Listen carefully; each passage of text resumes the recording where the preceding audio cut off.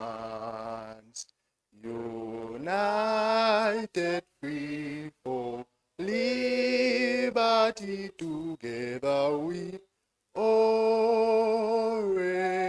stand. Mungu twaomba uilinde Jumuiya Afrika Mashariki, tuwezeshe kuishi kwa amani, tutimize na malengo yetu. Jumuiya yetu sote tuilinde, tuwajibike, tuimarike, umoja wetu yetu idumu, jumuiya yetu. Thank you.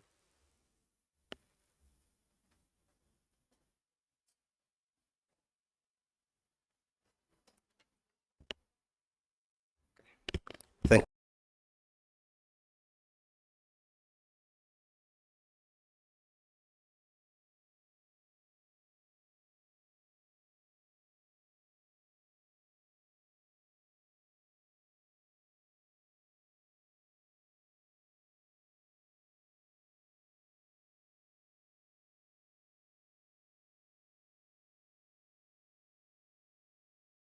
I'm here to brief you and the country on key decisions that were taken by Cabinet yesterday in the 8th meeting of Cabinet, which was held on the 24th of August, which was Monday at State House in Entebbe. Cabinet considered matters relating to cancer care, Uganda's chairmanship of the Nonalignment movement, the progress of work so far done and what next, professional regulation and welfare of older persons, and also took a decision to do with the support to agriculture to boost production. So, about cancer care, Cabinet approved a proposal for government to borrow up to 31,980,000 million euros to borrow from the government of the French Republic for the construction and equipping of the Uganda Cancer Institute Mbarara Regional Oncology Center. Cancer remains a serious public health challenge in Uganda. According to Uganda Cancer Institute statistics for 2025, the country records about 36,000 new cancer cases every year. Yet only 8,764 of those cases reached the Uganda Cancer Institute at Mulago. Even more concerning is that between 80 to 87% of the cancer patients present when the disease is already at an advanced stage, that is stage 3 and stage 4. These figures point to a clear and urgent need. Cancer services must be brought closer to the people. At present, the Uganda Cancer Institute carries much of the national burden of cancer diagnosis and treatment. Many patients must travel long distances to Kampala, while others seek treatment abroad at costs that most families cannot afford. The Mbarara Regional Oncology Center will help us to close this gap. It will expand access to diagnosis and treatment, strengthen referral pathways, and support cancer prevention, outreach, early detection, and care in the western region of this country. This investment is in line with Uganda's national development priorities, including the strengthening of health infrastructure and progress towards universal health care. Most importantly, it will reduce the financial and emotional burden that cancer places on patients, families, and the nation. The next decision was on the non-alignment movement ministerial meeting. Cabinet approved preparations for Uganda to host the final statutory ministerial meeting for the non-aligned movement under the country's current chairmanship. The meeting will take place on the 2nd to 4th December 2026. You remember Uganda assumed the chairmanship of the non-aligned movement for the period 2024-2027 after successfully hosting the 19th NAM Summit in January 2024 under the theme Deepening Democracy for Shared Global Affluence. As part of the preparations for the December meeting, Cabinet approved the organizing committee and its technical committees. Cabinet also approved 3,869,005,000 shillings for hosting the meeting. This meeting will be another important opportunity for Uganda to provide leadership within the movement and to advance cooperation on issues of shared concern among member states. Cabinet also discussed Surveyors Registration Board, especially the composition. Cabinet approved the appointment of 4 new members of the Surveyors Registration Board.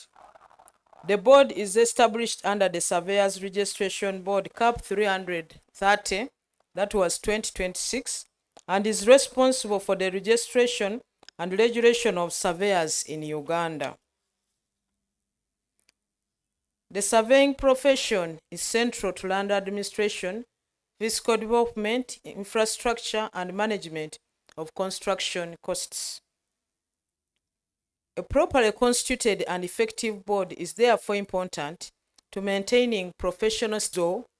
Anthony Mark. You remember when before we had the law that was for the professionals, the surveyors and the valuers, but we separated. So the valuers are supposed to have a board, and also the surveyors are supposed to have a board, so that they are regulated by different entities since they are different professions.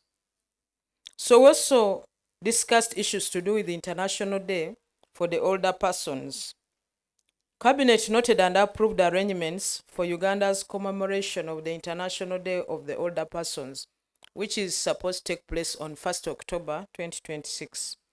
The commemoration will be held under the theme Aging with Dignity, Strengthening Care and Support Systems. The event will be hosted virtually from State House Entebbe, and His Excellency President Yoweri Kaguta Museveni will be the chief guest. The occasion will provide an opportunity to recognize the contribution of older persons to our families, communities, and the country, and it will also draw attention to the need for stronger systems of care, protection, and support that enable older persons to live in dignity. We also discussed issues to do with boosting production in agriculture. Finally, Cabinet considered the procurement, supply, and distribution of fertilizers to farmers across the country. Through the Ministry of Agriculture, Animal Industry and Fisheries, government will distribute fertilizers to farmers in different parts of the country. The intervention is intended to increase productivity of strategic crops, and to support beneficiaries under the parish development model. The ministry will work out the detailed implementation arrangements and communicate them to the public, including information on the targeted crops, beneficiary areas, and distribution process. And this is supposed to be worked out to take advantage of the rains that have already started in the different parts of the country. These were the key decisions that were taken yesterday. Government remains committed to improving access to essential services, supporting production, strengthening public institutions, and advancing Uganda's interests locally and internationally. But I also want to take this opportunity to remind the country that this Saturday, which will be the 29th of August 2026, is the second National Cleaning Day. So all of the guidelines that we issued last time are the same guidelines we are going to follow. I thank you.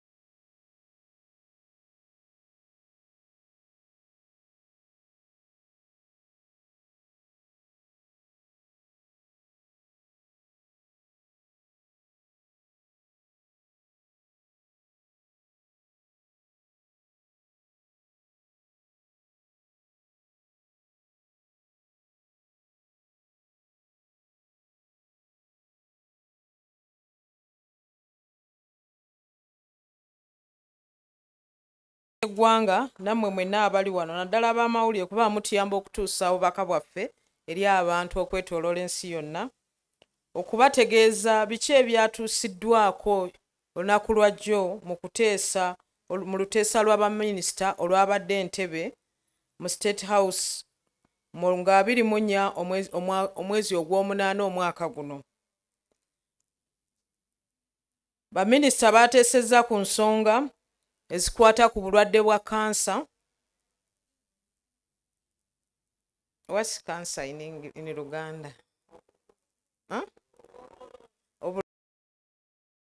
Ensonga ezikwata ku bulwadde bwa kokkolo, then emirimu egigenda mu maaso ku bukulembeze obwatuweebwa amawanga ag'ensi yonna ge tuyita Nonalignment, ne twesa ku nsonga ey'abapunta, ku nsonga ekwata ku bazeeyi oba abakulu mu myaka, n'ensonga ekwata ku by'obulimi mu Uganda.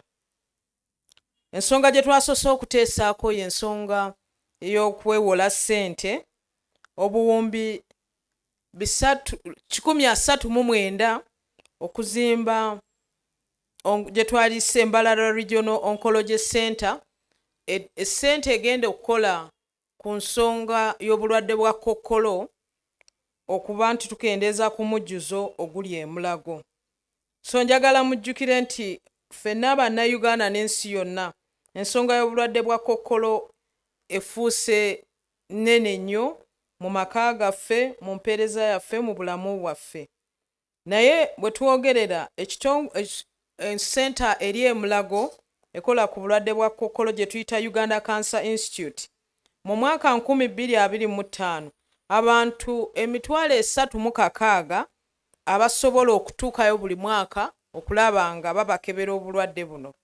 Naye ku abo abantu 8,764 be basobola okutuuka e Mulago ate ne basobola okujjanjabibwa. Naye ekizibu ekiriwo nti 87 ku 100 bagenda okutuukayo ng'obulwadde olwedde bwakula nga bali ku stage tetwaliise stage ey'okusatu n'ey'okuna. So kibeera kizibu omuntu omujjanjaba n'awona. Naye ekyo kibeerawo olw'okubanga abantu balina okuva mu njuyi ez'enjawulo mu Uganda okuba nti batuuka e Mulago. So n'abamu transport tebamusobola okujja e Kampala. So gavumenti nga bwe yeewola ssente n'ezimba senta ey'obulwadde bwa kokkolo eggulu mu mall, eyo bamaze n'ogizimba bagenda giggulawo, era gavumenti ne yeewola ssente okuzimba Cancer Institute eyo eya Eastern ne bagizimba e Mbale, eyo bakyagizimba. Kati olwajjo twateesezza gavumenti yeewole ssente okulaba nti ne mu West mu Embarara wazimbibwayo ssente eno okujjanjaba obulwadde bwa kokkolo. So bino bikoleddwa okusinziira ku manifesto ya NRM, bikoleddwa okusinziira ku namba bwe zibadde zeeyongera, era bikoleddwa okusinziira ku entegeka yaffe gye twaliise development priorities ebyokwekulaakulanya nga bwe biri mu development plan ey'okuna.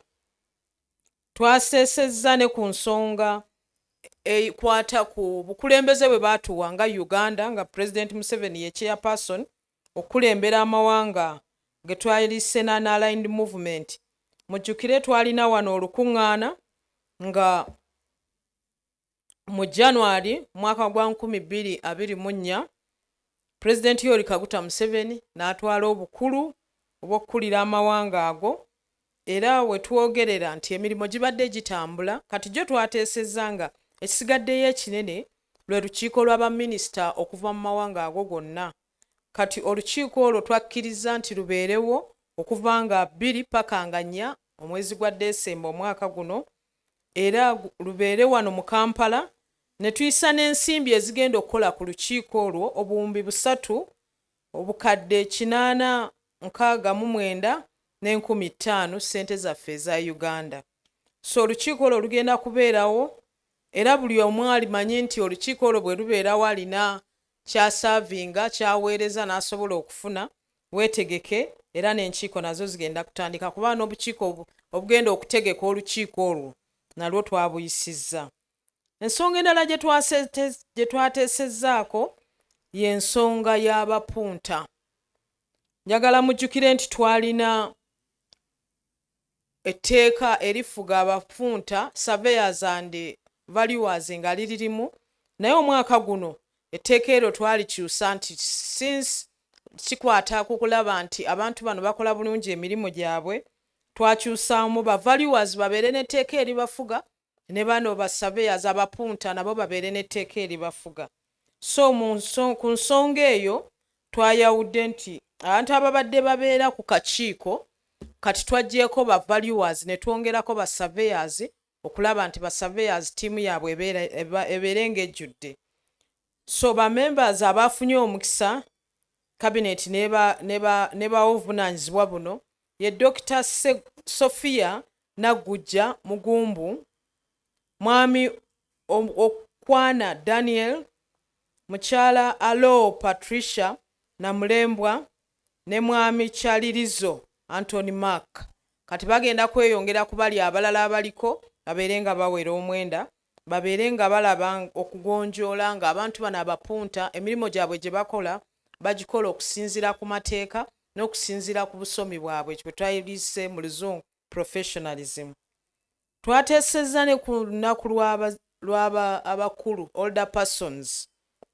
So mu cabinet twakkirizaganyizza nti olunaku luno lukuzibwe nga lumu October omwaka guno mu State House Entebbe, ng'omugenyi omukulu ye President Yoweri Kaguta Museveni. Abantu bajja kubeerayo batono olw'ensonga nti twakkaanya nti gavumenti ekendeeze ku ssente zeeteeka mu mikolo, ssente zino zigende zikola ebirala. Nga bwe tuli nti tulina tekinologiya mu Uganda, omukolo gubeerewo naye nga kukozesa tekinologiya. So omukolo gugenda kubeera Entebbe ng'omugenyi omukulu ye President Yoweri Kaguta Museveni. Era luno olunaku bagenda kuggyayo birungi ki abantu abakulu, abantu abazeeyi be bakoze mu maka gye babeera ne mu nsi, n'okulaba nti biki ebyetaagisa okukolebwa okulaba nti embeera y'abantu bano erongoosebwako. Njagala mujjukire nti abantu bano baasaba nti abafuna ssente z'abakadde badde batandikira ku myaka 80. Kati mujjukire baasaba emyaka egyo bagikendeezeeko gidde ku 65. So bagenda kuddibwamu olunaku olwo n'okulaba nti embeera zaabwe ze babeeramu nnungi, n'abamu ennaku zino abaana babafuukidde ekizibu, babafuukidde ekiteega, nti bwe balaba nga akaddiye nga baagala mugoba waka, baagala kutunda ebyobugagga. So ze ensonga zonna zigenda kuddibwamu olunaku olwo, ga buvunaanyizibwa bwa gavumenti okulaba nti omuntu oba mukadde oba muto akuumibwa bulungi mu mbeera ennungi. Twateesezza ne ku nsonga ekwata ku by'obulimi, okwongera amaanyi n'okututuwaza ebintu engeri gye tufunamu okuva mu bulimi. Kabineti yasazeewo nti gavumenti yali yasalawo nti gavumenti egule fertilizers ebigimusa, era ebigimusa ebyo bagenda bigaba nga babigabira abalimi naddala abali mu parish development model aba PDM, nga kino ekiruubirirwa mu kyo kulaba nti gw'omulimi ofunamu kinene okusinga ku ky'obadde ofuna. Essira bagenda diteeka nnyo ku bantu abalima caayi, kubanga gavumenti emaze ebbanga ng'ebasuubiza obbawa fertilizer, naye bagenda kusinga kuteeka nnyo essira ku mulimi oli owa wansi, small scale farmer owa caayi tea, okulaba nti atumbula ebyenfuna bye, asobole okuba nti naye abeera mu mbeera eyeesiimisa, ng'ate ne caayi we naye bwamunoga agoberera amateeka ge bagenda obbawa. Njagala otwala omukisa guno okubajjukiza n'okuwaayo obweyamo obwa gavumenti nti tuli bamalirivu okulaba nti buli omu abeera mu mbeera ennungi, tugobe obwavu mu maka, twongere amaanyi mu bulimi, sinsi Abannayuganda abasinga obungi essira abasinga obulimi mwe bajja ekyokulya, n'okulaba nti ebitongole byonna ebiweereza Bannayuganda byongeramu amaanyi n'okuweereza obulungi Bannayuganda, tusobole okuba nti ekiruubirirwa kyaffe nga Bannayuganda wano ne mu nsi z'ebweru byonna bibeere nga birungi era nga bulina ku tulina kye twongerako. Naye mbasaba mukkirize nti kambajjukize nti olw'omukaaga luno nga 29 omwezi guno ogw'omunaana gwe lugenda okuba olunaku olwokubiri olw'okuyonja, okweyonja n'okuyonja we tusula ne we tukolera ne we tuyita, gye twayise Second National Cleaning Day. Amateeka agaateekebwawo ku luli, ebiragiro ebyaliwo bigenda kusigala nga bikola, kubanga naye njagala obbeebaza nti mwajjumbira nnyo omulimu guno ku olwo mu njuyi zonna mu Uganda, ne mutusoomooza ne tulaba nti kasasiro tulina mungi mu bibuga byaffe byonna. So ku luno abakulembeze b'ebibuga abakwata ensimbi be twayise ba accounting officers, KCCAED ne ttiimu ye, ba accounting officers aba districts n'aba cities n'aba municipalities n'aba town council baweereddwa ekiragiro okulaba nti bafuba okulaba nga kasasiro abantu gwe baleese bamugjawo, kubanga twategeera ku olwo nti kuli twali tulowooza nti bitono, naye kuno ate twagenda okulaba nga bingi okusukka we twali tulowoolezza. So they have to hire vehicles to make sure they carry away the rubbish. All must be carried away, not more than 2 days. So those who were affected mostly were KCCA and all of the surrounding municipalities, that is Chira and Mukono, Nansana, Entebbe. Please, accounting officers, make sure you get enough trucks and enough manpower for these to be carried out so that they don't cause us diseases. I thank you.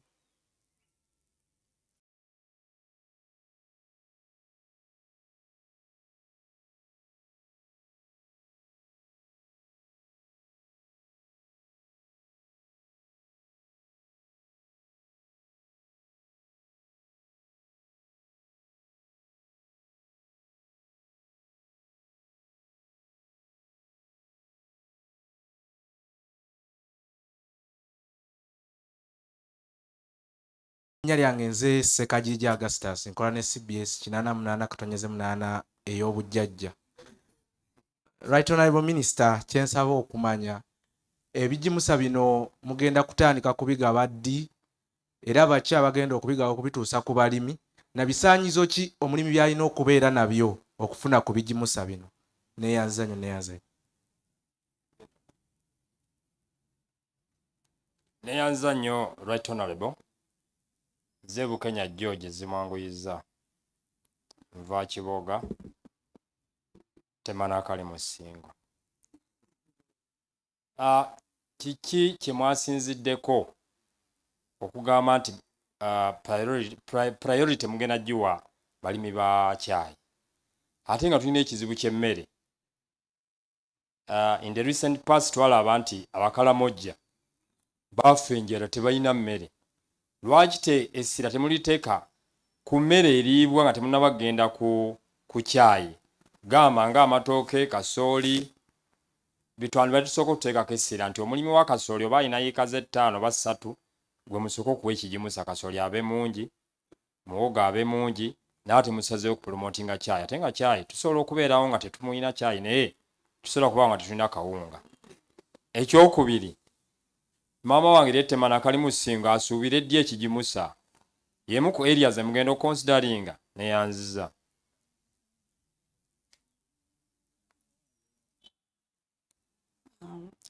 Thank you, Honorable Minister. My name is Shakira Kavma from Media Plus. My question is about the NAM meeting. Which government MDA is responsible for organizing the NAM meeting? And you talked about service providers that would want to participate in NAM meeting. Will there be a process of advertising for people to bid, or we need to meet a specific department in one of the departments that will be in charge of organizing the meeting? Thank you.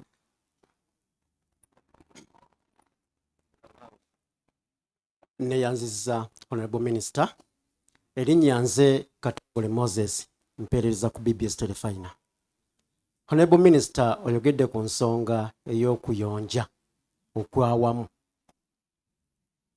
Gye buvuddeko twalaba ba Advent nga basabye olunaku lwabwe bo basonyiibwe ku olwo baleme okukola ki?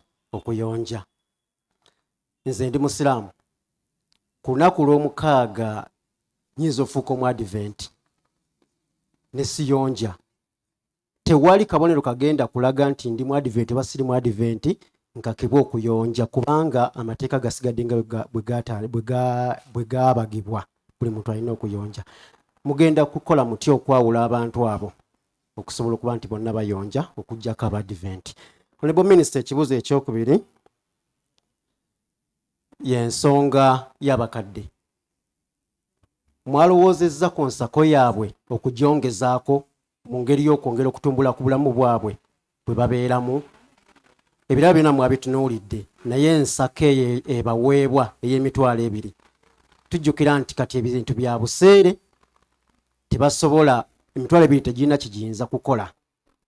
Bwe mba mwakirowoozezzaako, Mukama mulungi. Nsaba otutangaazeemukko ne ku nsonga eya ssente ze mugenda okwewola. Mugenda ez'okuzimba ebifo awagenda okujjanjabirwa abakadde abalina obulwadde bwa kansa. Ggwanga ki gye mugenda okwewola, oba bbanka ki? Era mwalowoozezza ku mitendera egy'okusasula ssente ezo? Oba mwayogedde ku kyakwewola naye ate okusasula tokitugambye, Honorable Minister? Neeyanzizza. Minister, thank you so much. My name is Ibrahim Ruhweza from the New Vision. Now, I want to know how long will this center take to be complete so that the patients can get treatment? The center, how long will it take? The oncology center. Yes. Then second, we have always seen the government trying to build some hospitals, but this time it is on cancer, and we all know that it is coming from the foods we also eat. Why isn't the government advocating for the prevention methods that are now coming to treating people with cancer? Then I also wanted to know why have you chosen Imbara other than other centers? Thank you. I think let me begin with the last one.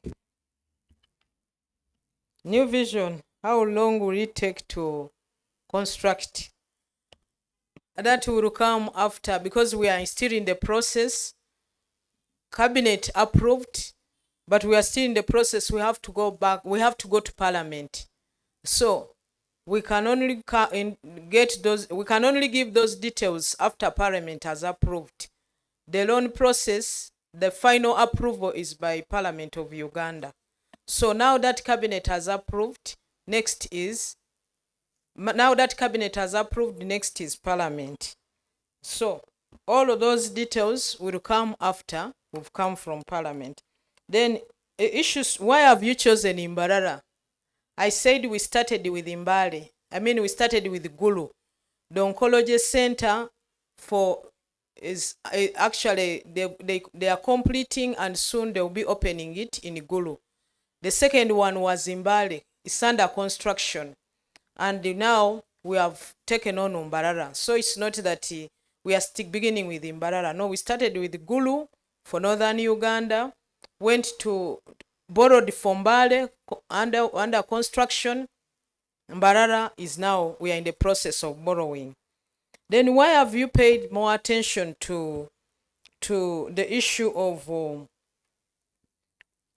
treatment? No, I said the center is supposed to strengthen the health infrastructure, and by strengthening the health infrastructure, we are supposed to look at they are supposed to do the sensitization, educate people what causes cancer and what are the signs. How often should you go to test for testing?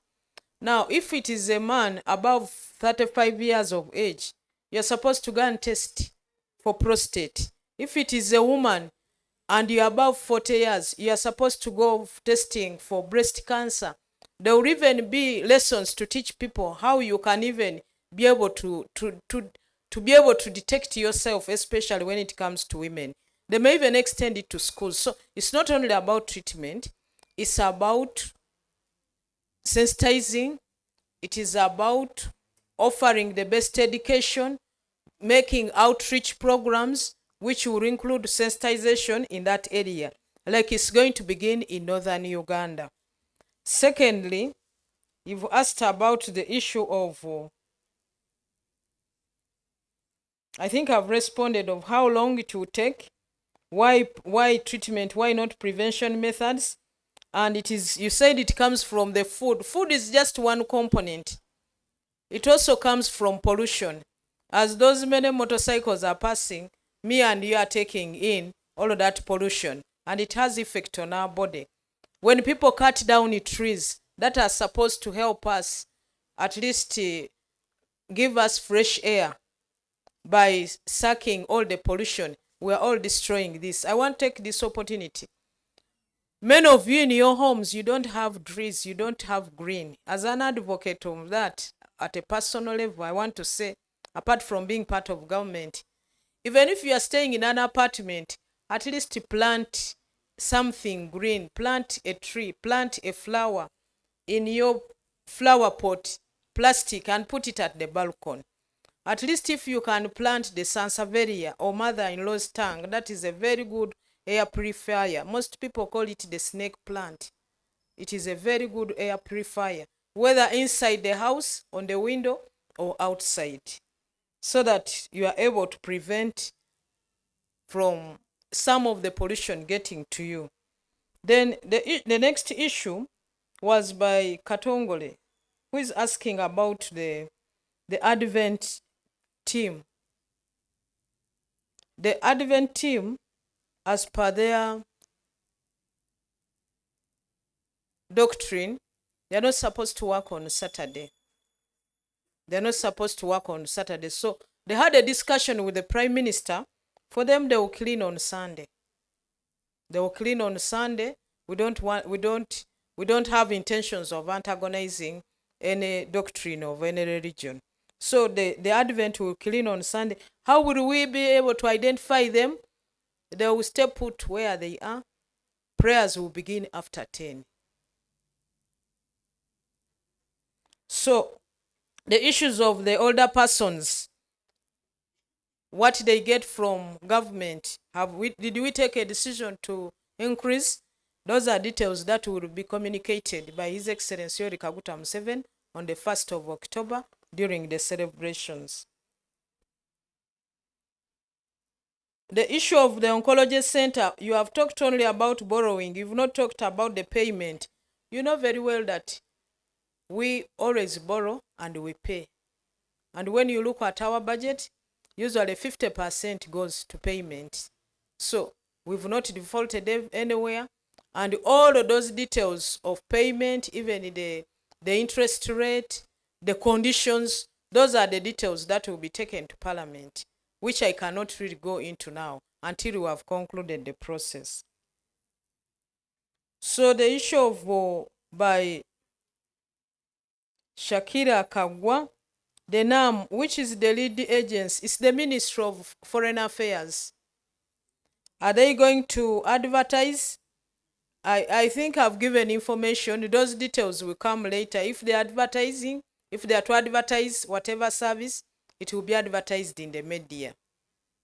And you have a very big role when it comes to this. So you can even go to the Ministry of Foreign Affairs and go to the NAM desk and get more details how it is going to be done. But give them some few or 1 week so that they organize themselves, since the approval was just yesterday, so that by the time you go there, you are able to get the proper information that you require to pass over to people, since you are good channels that pass over information to people. Then we have Mr. Bukenya George. Why prioritize tea? Why not food? Food is consumed. Once you plant maize, you harvest and eat it. But once you have coffee, you will keep earning more than once. But once you earn, you are able to provide food to yourself. So we started, the proposal was for tea, because you realized that the production of tea went so low, and the Ministry of Agriculture and the experts were able to identify that the biggest challenges were two. The first challenge was the issue of fertilizers that they needed, especially the small-scale farmers, and which they could not afford. Then secondly, there was the issue of how many leaves do they pick. Some pick more than 2, some pick 7, and yet according to international standards, they are supposed to pick 2, not exceeding 3. But some go to ×2 that, and that has caused the quality of our tea to go down. And why were the farmers also picking that? In addition to lack of information and sensitization, there was also the element that the leaves, because of lack of fertilizers, the leaves were also not many, especially the young ones. And that caused us a setback in the sector. And it has been a long-standing promise that the NRM government has made to these people. In every the last 2 manifestos, we've had them, but we were hit most last term. Then the second one is also coffee. Coffee is grown in most parts of the country. So why coffee? It's because we need to boost production to be able to meet the demand, because the world demand is big, and we produce the best coffee in the world with the best aroma. All those countries you see that keep posing of having good coffee, they get our coffee and mix with their coffee to be able to get the aroma. How are we able to get the aroma? Is intercropping with the bananas. So that cross-pollination with the bananas and the coffee gives our coffee the best aroma. So the intention is, let's give them for these cash crops, so that when they harvest, there is good harvest, they are able to be able to buy food for themselves. But nevertheless, Ministry of Agriculture will come out with the details, with a program of how it's going to be, and which district will receive when, and in what quantities, and at what level are they delivering. Is it at the district level? Is it at the sub-county level? Or is it at the parish level, since our planning is now at parish level? Then When are you beginning? The Minister of Agriculture will provide that information. So let me go back now to Uganda for the questions that you have asked. Bino ebijimusa mutandika ddyo bigaba mugenda biwaani ye buli omu mugenda muwa kipimo ki ekyo Ministry y'ebyobulimi n'obulunzi egenda kuvaayo efulumye programu eyo ebuulire abalimi bonna naye egenda kikola mu nnaku ezitali zaawala olw'okubanga twagala eno enkuba etandise okutonya mu bitundu ebyenjawulo tukozese omukisa ogwo ebijimusa bino bisobole okutuuka mu ttaka nga bwe mukimanyi nti si buli kitundu nti tulina irrigation. So ebitundu ebitannaba kufuna this irrigation, there is that natural rainfall that we want to take advantage of. Lwaki ebijimusa musazeewo okuteeka essira ku bakyayi n'ab'emmwanyi? Lwaki si mmere? Lwakuba nti emmere egwawo, naye omuntu bw'abanga mulimi wa mmwanyi ng'alina ebijimusa bw'akungula n'afuna emmwanyi ennyingi asobola okwegulira emmere. Ate emmwanyi bw'eba etandise oteekako ajja kusigala ng'anoga ate abeere ng'asobola okwetuusaako emmere okumala ebbanga. Lwaki abakyayi ne bw'oba tolina kyayi, bw'oba tonywedde ekyayi oba weetaaga akawunga, era owa kyayi naye bw'aba afunye ebijimusa ajja kusigala ng'akola ki? Ng'anoga, era bw'amala okunoga n'atunda ebikola ebyo ebikola kyayi asobola okwekutuusaako okugula emmere. So ate emmere bw'aba agirimye olumu oba alimye kasooli aba alina omuli ate naggwawo, naye ow'emmwanyi aba asigadde ng'anoga n'owa kyayi aba asigadde ng'anoga. Naye gavumenti egenda kwongeramu amaanyi okulaba nti eyongeramu ebijimusa okubanga bituuka ne ku abo ab'emmere. So bw'osanga omuntu ng'alima emmwanyi nga mulimu n'ebitooke, byonna bigenda kubanga bifunira wamu awo. Mukyala Shakira Kagwa abuuziza ati ensonga za Nonalignment movement kitongole ki ekikola ku nsonga zino? Ye Ministry ya ensonga z'ebweru, Ministry ya Foreign Affairs, era balina ne desk mu ministry ekola ku nsonga zino. Mwami Katongole abuuziza nti kati bino ebyokuyonja ebigenda okubeerawo ku Lwomukaaga nga 29 omwezi guno, Abadvent mubakoze mutya? Abadvent bwe balina olukiiko ne Prime Minister ne bamugamba nti bo Olwomukaaga tebali eddiini yaabwe tebakkiriza kukola, balina kubanga basaba. So ne babagamba bo bajja kuyonja olw'Essande, naye Olwomukaaga okusaba kutandike okuva ku ssaawa 4 n'okweyongerayo, beere nga tetubateteeganya okusaba kwabwe kugenda mu maaso. So okuyonja kunaaba ffe tumaliriza ku makya ku ssaawa 4 then bo ne balyoka batandika okusaba. Ensako y'abazeeyi bagenda gyongerako, ensako ze babawa ssente ntono. Ekyo President yagenda okinnyonnyola ku lunaku lw'abazeeyi olugenda okukuzibwa nga lumu omwezi gwa October omwaka guno. N'ebirala bajja byogerako kubanga ne waliwo na bingi gavumenti byezzenga ebasuubiza, President ajja binnyonnyola. Ensonga ya eddwaliro erigenda okuzimbibwa eryetugamba lizimbibwe erikola ku Kokkolo Embalala, mwogedde ku kuweewola naye okusasula. Ebyo tujja byogerako nga Palamenti emaze okutunula mu nsonga zino kuba be balina obuvunaanyizibwa okuyisa oba obutayisa. Naye njagala mujjukire nti Uganda twewola ssente, naye tewali we twali tulemereddwa okusasula. Ssente zino zisasulibwa.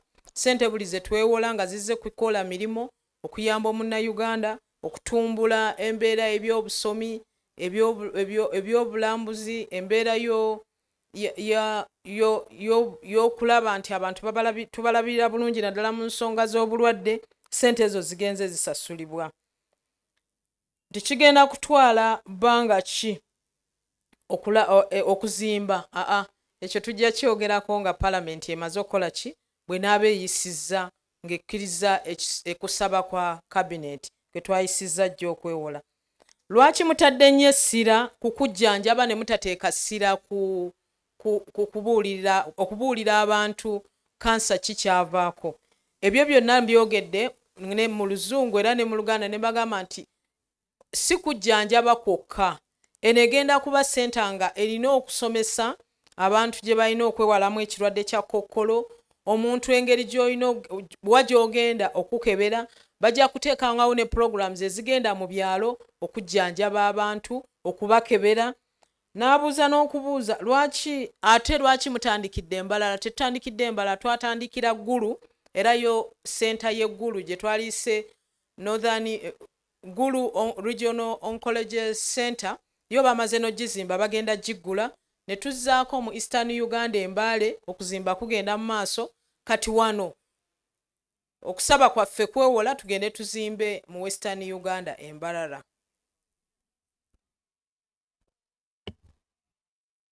Bana, thank you so much.